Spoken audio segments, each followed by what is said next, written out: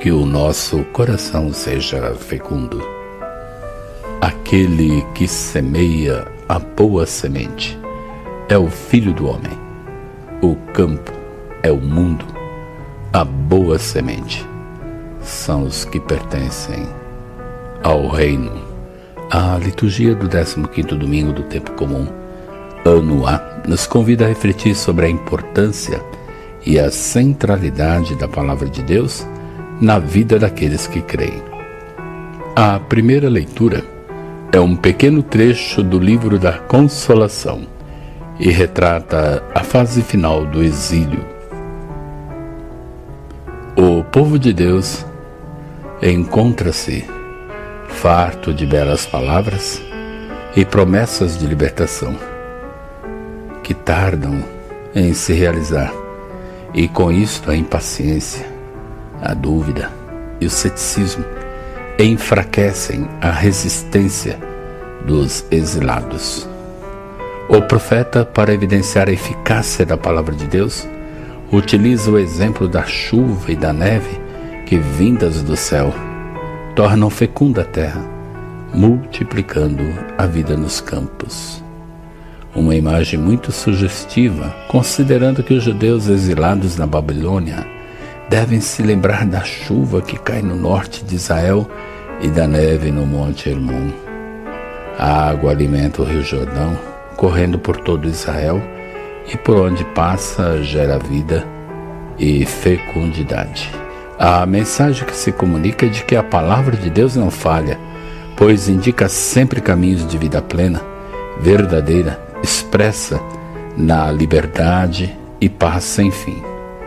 Não necessariamente segundo a lógica do tempo dos homens, dos seus desejos, projetos, interesses e critérios.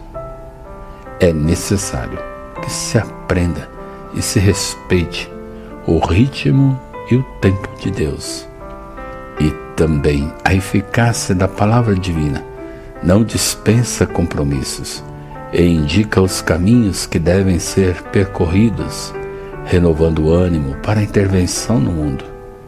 A palavra divina não adormece a ação humana, mas impele para a transformação e renovação do mundo. Com a segunda leitura, continuamos a refletir sobre a vida segundo o Espírito, que consiste em deixar-se conduzir pela palavra de Deus. E isto só é possível quando se acolhe a salvação como dom de Deus que nos é alcançada por meio de Jesus Cristo, na ação do Espírito que é derramado sobre todos os que aderem ao seu projeto e fazem parte de sua comunidade. A vida segundo o Espírito consiste também em viver atentamente na escuta da palavra de Deus, em plena obediência ao projeto que Ele tem para nós, com renúncia ao egoísmo, aos interesses mesquinhos, ao comodismo, ao orgulho. É um caminho de doação da própria vida a Deus e aos outros. A vida segundo o Espírito implica em maturidade para viver os sofrimentos, as renúncias, as dificuldades, que nada representam se comparadas com a felicidade sem fim que aqueles que creem encontrarão no fim do caminho.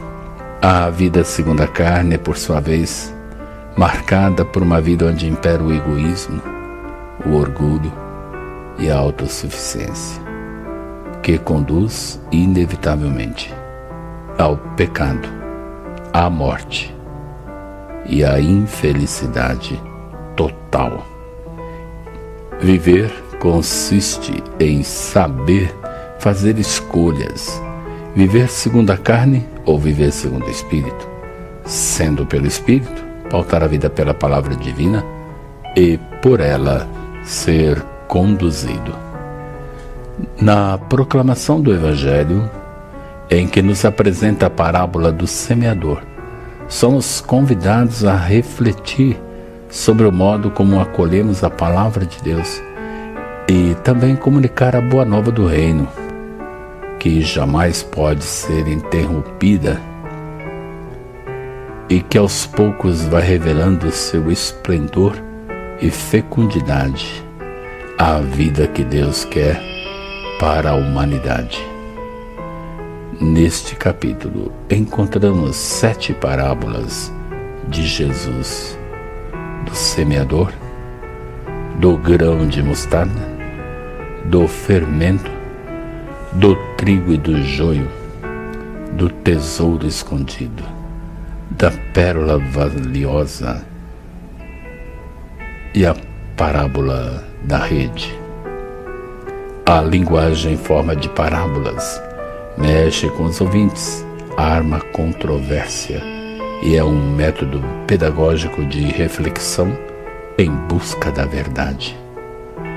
O evangelista Mateus tem como preocupação a vida da comunidade, de modo que nas 7 parábolas e na interpretação das mesmas apresenta Jesus como o pastor que exorta, anima, ensina e fortalece a fé dos que creem.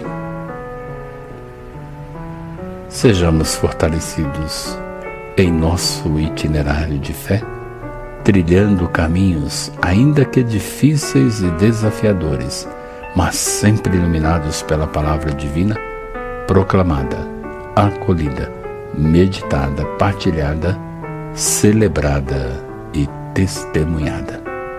Que nos empenhemos para que a palavra caia no chão fértil, que deve ser o nosso coração, para que produza os frutos por Deus esperados: justiça, paz, amor, alegria, felicidade.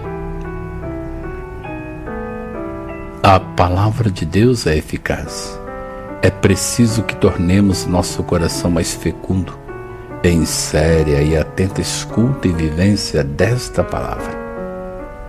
Nutridos pela força da Eucaristia, inebriados pelo vinho novo, a nós oferecidos no cálice da salvação, sejamos cada vez mais comprometidos com a mesa de nossos irmãos e irmãs no cotidiano, até que sejamos merecedores da participação no banquete eterno, na glória eterna. Amém.